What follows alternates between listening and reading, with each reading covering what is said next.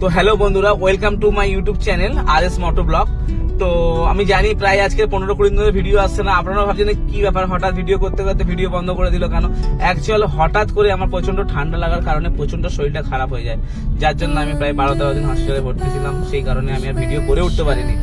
তো আপনাদের আশীর্বাদ ও ভালোবাসাতে অবশ্যই ফের এখন ঠিক হয়েছি।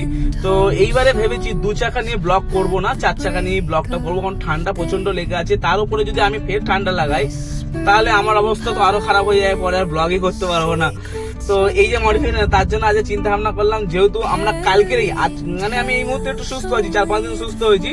তো কালকে রাতেই প্ল্যানিং করেছি যে আমরা কালকে বেরিয়ে যাচ্ছি, বেরিয়ে একটু এখান থেকে দার্জিলিং এর দিকটা ঘুরবো। কিন্তু দার্জিলিং প্রপারে তো অবশ্যই একবার যাবো, তাছাড়া আমরা অফবিট এরিয়াটাকে ঘোরার চিন্তা ভাবনা করেছি। যেগুলো অফবিট এরিয়া, এর পাশে লেপচা রয়েছে, এই ধরনের কিছু অনেক অফবিট এরিয়া রয়েছে, সেই এরিয়াগুলো ঘোরার জন্য আমরা যাব। তার সাথে আমার বন্ধু যাবে, একটা বন্ধু যাচ্ছে সাথে, যেহেতু আমার শরীরটা একটু খারাপ রয়েছে তাই ওকে সাথে করে নিয়ে যাচ্ছি।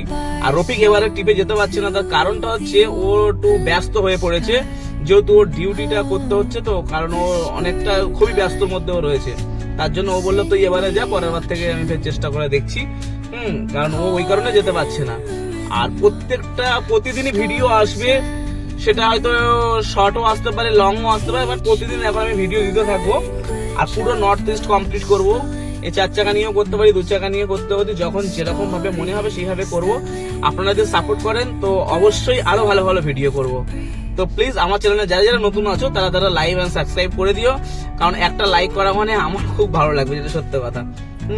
আর সাবস্ক্রাইবটা অবশ্যই করো, যেহেতু আমি ভিডিও ছাড়ার সঙ্গে সঙ্গে আপনাদের কাছে নোটিফিকেশন চলে আসবে। তো টাটা, বাই বাই। আর গাড়িটা কিভাবে আমরা ক্লিন করছি অবশ্যই ভিডিওটা দেখুন। আর আমার গাড়িটা তো সুইফট গাড়ি, নিউ মডেলের সুইফট আছে। তা গাড়িটা পরিষ্কার করার পরে দেখাবো কেমন লাগছে, সেটা অবশ্যই বলবে, ঠিক আছে? আর বন্ধুরা কি কি কাজ করলাম গাড়িতে সেটা পার্ট 2-তে দেখাচ্ছি। আর ভিডিও যদি ভালো লাগে তাহলে অবশ্যই একটা লাইক করো আর সাবস্ক্রাইব করতে ভুলো না। আর পার্ট 2টা অবশ্যই দেখো, পার্ট 2-তে কি কি কাজ করছি সেগুলো সব দেখাবো, কারণ ভিডিওটা অনেকটাই লম্বা হয়ে গেছে, এটাতে দেখাতে পারলাম না। ওকে, টাটা, বাই বাই।